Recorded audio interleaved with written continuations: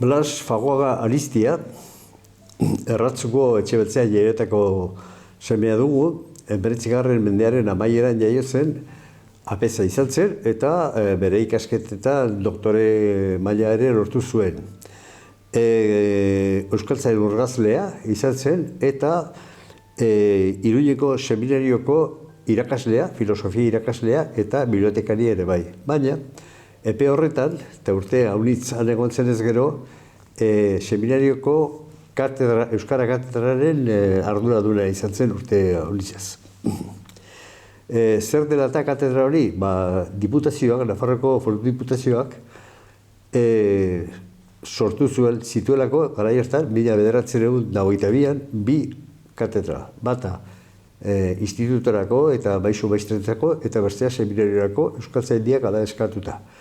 Hor, egon ziren horren ardura izan zuten hasiera batean beste bi irakaslek, eta sortu zenetik 7 urte geroago, 1929an, Blas Fagoagak hartu zuen horren ardura, eta horretan segitu zuen zendu zen arte, 1976 arte.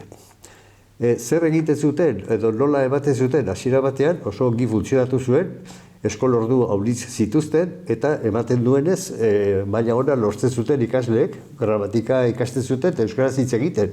Hain zuzen ere, Harri Garairen gramatika edo Itxaurrondoren metodo praktiko den euskera eta horrelako liburuak edo testuak izan zituzten. Baina zer gertatu zen gero, gerra garaian, moztu zen hori, urte batzu egon ziren klaserik eman gabe, euskararik eman gabe, eta 1948an, Blas Fagoagak orduan moldatu behar izan zuen egiten zuen lana. Zer dela eta bakarrik jarri ziotelako filosofiako lehenbiziko mailan ordu bat astean. Eta orduan ez zituen inola ere euskara irakatsi. Orduan zer bide hartu zuen? Bide praktikoa, hau da, ikusirik, ikasle guziei eman barziela, eta ikasle guzi horietatik Nafarroako herri guzietako edo gehien bat herrietako jendea zela, ikasleak zirela, horietatik 15 bat edo horrela euskalduna, gainerako guziak etzekiten euskararik, gaztelaniaz ematen zuen, baina zer ematen zuen, zer egin zuen. Errealitate horren aintzinean, erabaki zuena izan zen euskara ondare historiko eta kultural gisa aztertzea edo aurkeztea eta ikusaraztea ikasleei. Horretarako bi bide hartu zituen edo bi bide batera, bata euskal agirietan, agiri zaharretan eta euskal zenbait testutan eta ageri diren lekukotasunen bidez ikusarazten Nafarroan euskararen muga nola joan zen pixkanaka mendez mende murrizten. 16. mendean zuen edadura adibidez, eta gero 20. zenbat murrizten joan zen. Hori alde batetik, eta hori ikusarazteko jazten zituen zenbait adibide, herrietako zenbait adibidez Lizarra inguruan, zenbait herritan, oraindik nola egiten ziren hezkuntzak euskaraz, senarremazten artean, edo zenbait parrokietan ari ziren oraindik euskaraz ekiten apezak eskatzen, jendeak euskaraz bazekien eta euskara etzekien apez bat bialtzen baldin bazuten, horrek arazo sortzen zituen. Horreko adibide bat Franko jazten zituen ikusteko errealitate hori. Horrekin batera,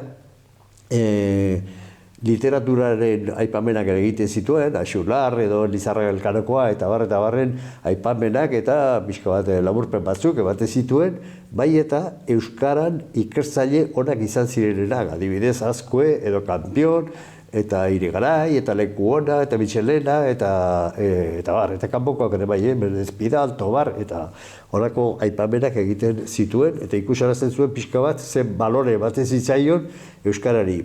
Baina bere ahali eginik handiena egin zuen hiztegi baten bitartez. Berak prestatu zuen hiztegi bat, eta hori gainera ikasle guziei buruz ikasarazten ziren. Eta hiztegi horren izena zen Iniciación al estudio del euskara, breve diccionario etimológico de apellidos toponímicos, etc., fáciles de retener.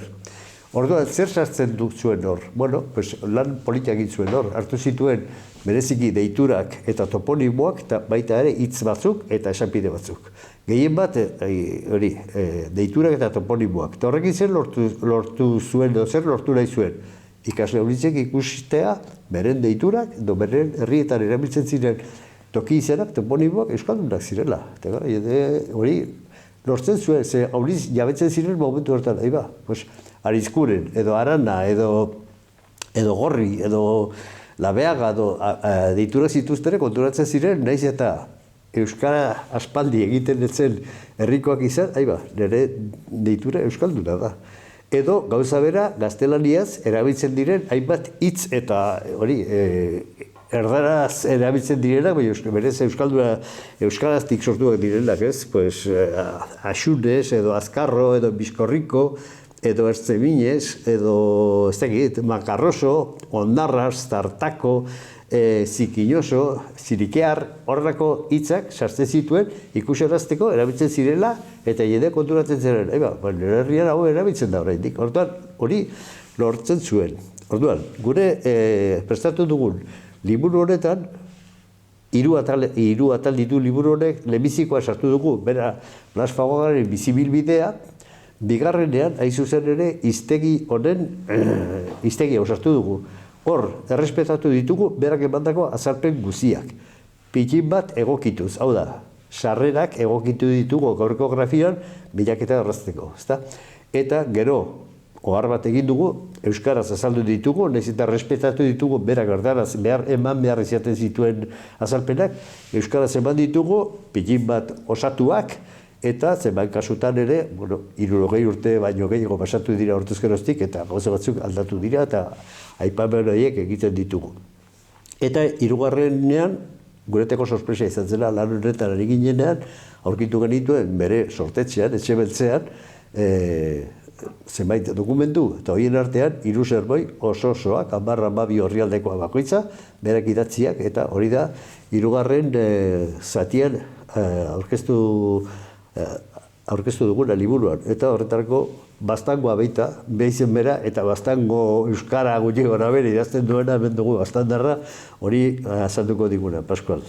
Andresek ongi erranduen bezala, hori nik hirugarren zatiaz mintzatuko naiz, batez ere garai batean, ohikoa ziren predikoak eta egitea, elizetan eta batzuk irentzi ditugu, eta berbada hori, orain ja harritzen gara predikoekin, baina hau egia da sorpresa handi izan zela, batez ere 3 prediku dielako oso eta luze, eta Andresek erranduen bezala, hori Etxebeltzeko Xabier Iñaki, Don Blas Fagogaren hilobai esker, aurkitu dituztelako paper artean. Argazkiak ere, liburuan agertzen dira argazkiak ere handik ateratakoa dira, gehienak, ez denak, baina, torren 3 prediku dira. Hor pentsatu behar da, 3 prediku horietatik baditu paper gehiago, baina hau dira guk aukeratu dituguna pixka bat, sendoa direlako, zabala direlako, ongi egina direlako. Hau da, pixka bat mandatu bereziak edo enkargu bereziak izan ziren, segurazki Don Blas egin zizkiotenak. Noizkoa dira, 20. mendearen lehen erenekoak edo. 3 dira, bat 1927koa, Berroetan egin zuten San Ignacio eguneko bestarako gina, hau da, Euskaren adiskideek orduan erabakizuten, Berroetan egin bertzutela hori, eta horren, hor da pixka bat, San Ignacio hori buruzko kontuak aipatzen ditu, eta, ongi dago. Bigarrena, 32koa da, 5 urte gero egina, Elizondon, aurre euskaldunen egunean, eta horre ikusi behar da, aurrak zituela itzinean, eta aurrei bideratutako aurren eta gurasoei erakutsitako sermoia dela edo, egindakoa. 34koa, azkena, hau berezia da, zenta bastantik kanpo egin zuen, 1934ko Buruilaren 8an, horregako kolegiatan. Ama Birjinaren edo solbezio egunean. Hori ere solbezio eguna erabiltzen den izela da, Ama Birjinaren 8 eguna, ez? Eta aipatu ditugu, orduan, goman ditugu 3 prediku direla, 3 prediku dira, eta bi aukera egoten dira, emateko, dena egiten duzu, pikatzen duzu, edo lokon bat, ez guk erabaki dugu, transkribatuta ematea, lehendabiziko zutabe batean, eta gero hori euskara arautura edo pasatu dugu. Zer nahi du horrek, eskuineko zutabean doanak ikusiko du, gaur egun idazten dugun bezala edo eskribitzen dugun bezala, aurkituko du H-ak eta kontuan izan berbaita hau, 1913-14 hendik euskara baturik ez genuela. Eta orduan, baina pixka bat testu aztertu dugu, eta iruditu zaigu, oso euskara batua dela, euskara landua egiten zuela gizonak, eta batez ere oinarri ona ere duela, baztango eskuara, bukalarreten dugu, hori oinarri hartu, eta gero handik eta hemendik hartutak badakigu predikoak eta ez direla hori, nonbaitetik ere edanen zuen, batez ere uste du San Inazio egunekoan ikusten da, pixka bat, beste sermoi batzuk ere erabili zituela ez. Eta orduan, gero zer egiten du, zer egin behar du sermoilariak edo predikoa egiten duenak, egokitu behar du baita eliztarrei, entenditzeko moduan jarri behar ditu gauzak. Eta gero gauza bitxia, eta hau da pixka bat euskara batu aberatso horri edo gehitzen zaiona da, latinezko aipu txikiak eta badirela, kantu zatiak eta kontuak txertatu zituen, garai hartan, ohikoa zen, normala zen, meza ere latinez ematea. Ez? Alde horretatik badu, hori torrenguk egin duguna azkeneko zatian da erakutsi 3 sermoi, nolako ziren nola idazten zuen, bai berak nola idatzi zuen, nola egin dugun, eta gero aztertu dugu pixka bat, eta hor fonetika fonologia aldetik, hizkuntza aldetik eta oso hori testu landua da, eta hor aurkituko du irakurleak non ikusi eta uste dute aprobetxagarria dela.